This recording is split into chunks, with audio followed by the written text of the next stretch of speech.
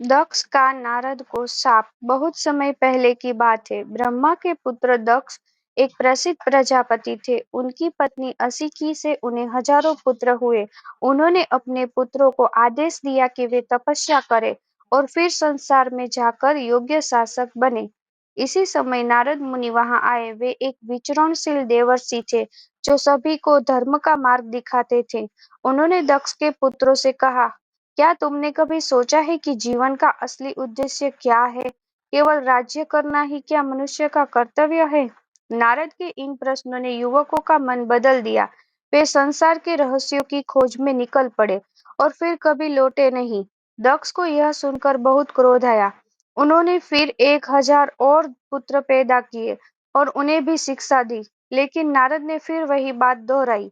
परिणाम वही हुआ, वे भी ज्ञान की खोज में चले गए। अब दक्ष का धैर्य टूट गया।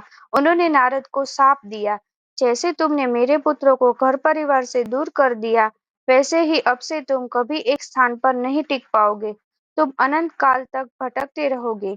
नारद ने मुस्कुराकर शाप को स्वीकार किया, क्योंकि वे जानते थे कि उन्होंने किसी का अहित नहीं किया, केवल सत्य का मार्ग दिखाया। इस कथा से हमें क्या सीख मिलती है? सच्चा ज्ञान व्यक्ति को भीतर से बदल देता है।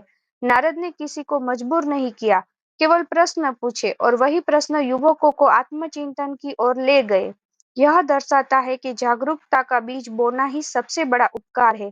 क्रोध में लिए गए निर्णय विनाश की ओर ले जाते हैं। दक्ष ने अपने पुत्रों के न लौटने का दोष नारद मुनि को दिया और उन्हें शाप दे डाला, जबकि यह उनके पुत्रों का स्वतंत्र निर्णय था।